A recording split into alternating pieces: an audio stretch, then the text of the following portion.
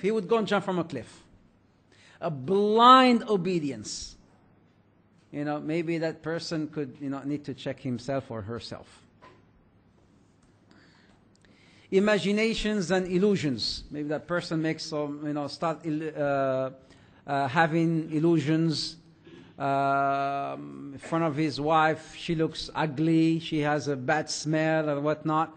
Or when she sees her husband, she sees him, as ugly or weird or strange. That person starts having some sort of illusions and imaginations. Excess laziness. Somebody who's really, feels like he's always lazy. All these signs could be together. Huh? They could come together or could be separate as well. Excess laziness. Somebody who's really lazy. Like being alone all the time. Excess headaches. Likes to segregate and just stay by himself or herself for a very long time. Without doing nothing. It could be a sign. Wallahu ta'ala a'lam. A sudden paralysis in one of the organs. Sudden paralysis in one of the organs. And this happened, I'm telling you by experience, with people that mashallah were okay, but all of a sudden one of the organs gets paralyzed, or maybe the entire body gets paralyzed. They, do seek, we tell the people, go and do seek professional help. But if professional help cannot help, then of course we could also help with the ruqya al-shar'iyya to distinguish or to at least do some analysis and see if this person is maybe hit by some sort of black magic. So this sudden paralysis could in one of the organs could be from black magic.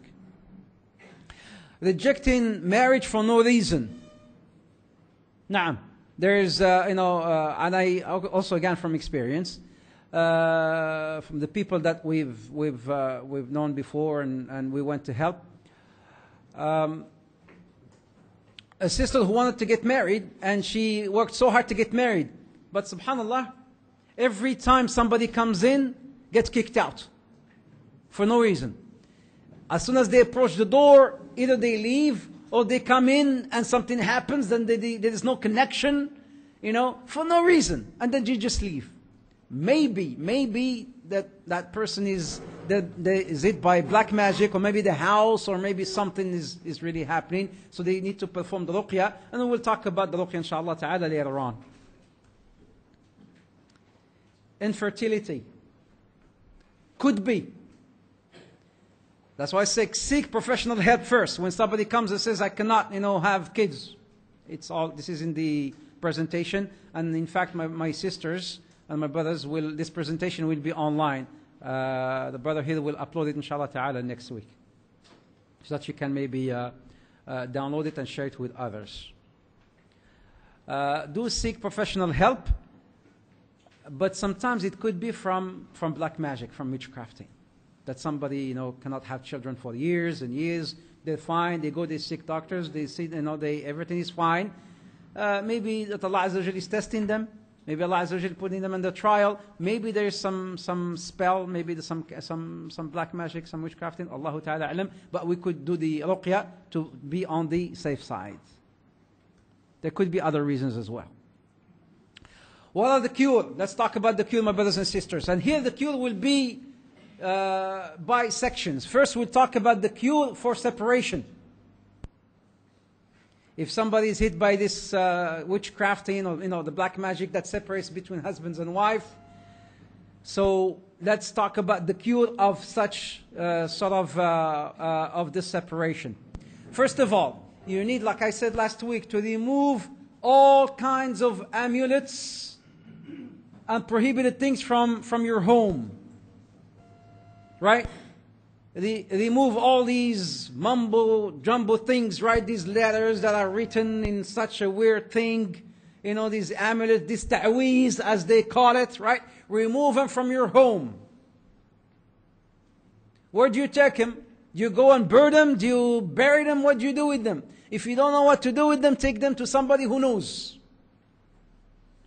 Because you cannot just go and burn them. There is a certain procedure that has to take place. There's a certain procedure that has to happen, before burning these these amulets, right? These ta'weez. So you have to take them out from your home, first of all.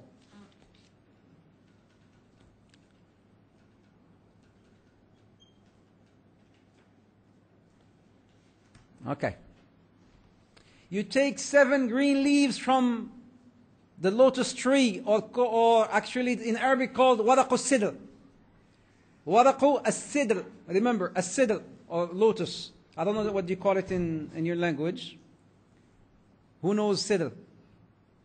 Okay, you go to any store that sells, what do you call it, scents and perfumes and stuff.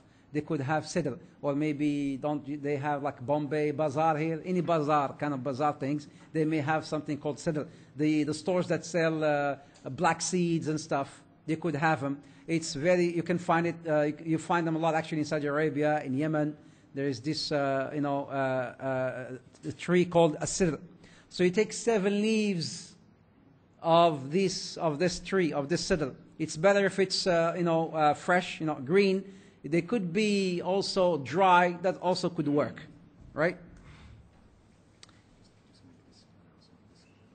All right. Car F29154. The headlights are on. If you want to stay here and spend the night, you can stay. If not, then please go and turn your lights off. Take these green leaves, my brothers, this sidr, and then ground them. Okay, ground them. Put them into some grounding and then just ground them. And put everything into a vessel of water. Put this bucket of water, right? How full, put just whatever. Put some bucket and then fill it up with water. And then put this waraq al-sidr.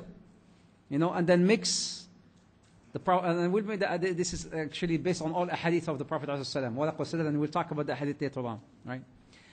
So you take the water and then you put the ground leaves or the waraq al-sidr onto this water, and then you mix, and then you recite.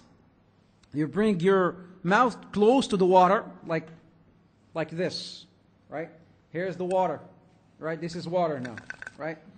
And then I put the waraq al-sidr, and then I mix it. It's mixed, right? And then I bring my mouth very close, so that the dry air comes out, from me to the water. And then I recite these verses. You recite Ayatul Kursi. If you don't take notes, I'm not going to upload this on the internet. Still take notes. I might say things that you might not be here in the on the presentation. So do take notes. Or maybe your wives are taking notes. They don't take notes, huh? All right. You recite Ayatul Kursi. You know what Ayatul Kursi?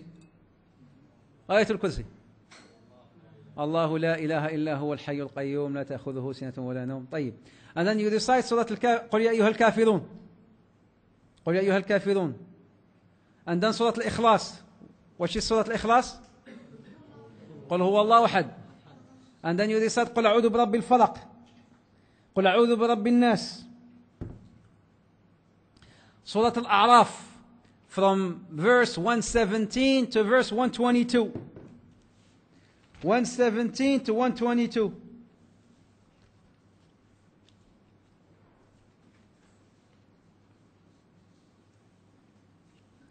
وأوحينا إلى موسى أن ألق عصاك.